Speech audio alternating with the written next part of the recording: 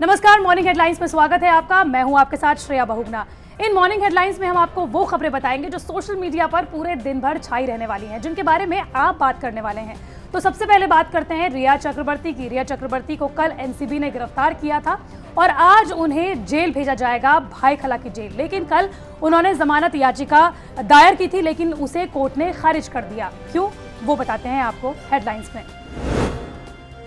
दरअसल एनसीबी ने ठोस सबूत पेश किए, जिसमें कहा गया कि रिया की अगर जमानत हो जाती है तो ड्रग्स केस जो है वो प्रभावित हो जाएगा। एनसीबी ने रिया की नहीं की रिमांड की मांग। 22 सितंबर तक भाईखला जेल में रिया रहेंगी। अब ये भी जान लीजिए कि रिया पर कौन कौन सी धाराओं पर केस दर्ज किया गया है।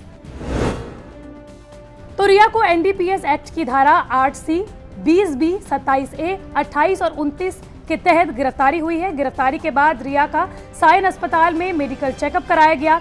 कोरोना रिपोर्ट भी नेगेटिव आई है। रिया की रिमांड कॉपी में ड्रग्स लेने का जिक्र नहीं किया गया है।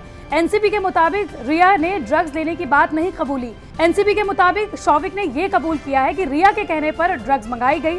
कई बार रिया के कहने पर ड्रग्स को खरीदा गया। शौविक ने सीधे तौर पर कहा कि रिया को ड्रग्स खरीदारी के बारे में पता था। रिया देती थी ड्रग्स के लिए पैसा। और दिल्ली नोएडा के बीच सफर करने वालों के लिए खुशखबरी, क्योंकि आज से मेट्रो सेवा शुरू की गई है।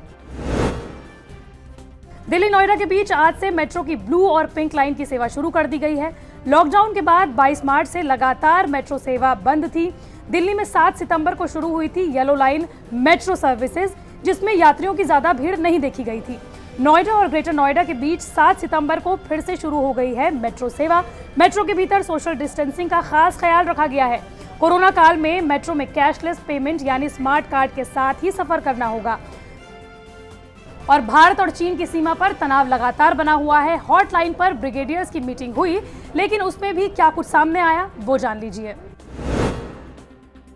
हॉटलाइंस पर दोनों देशों के ब्रिगेडियर्स के बीच गर्मागर्मी हुई। पूर्वी लद्दाख में सामान्य स्थिति बहाल करने के लिए आमने सामने मिलने के बजाय हॉटलाइंस पर भारतीय सेना और चीनी सेना के ब्रिगेडियर्स ने बातचीत की। इस दौरान दोनों तरफ से कहासुनी देखने को मिली। लद्दाख में भारत और चीन के बीच तनाव बना हुआ है। सोमवार की घटना के बाद भारत और चीन के सैनिक फिर आमने सामने आ गए हैं। पेंगोंग के पास रेजांगला में करीब 40 से 50 सैनिक दोनों ओर से आमने सामने आ गए थे। इस बीच दोनों देशों में सैन्य स्तर पर वार्ता भी चल रही है। और अभिनेत्री कंगना रनौत के मुंबई जाने का रास्ता साफ हो गया है, क्योंकि अब उनकी कोरोना रिपोर्ट नेगेटिव आई है।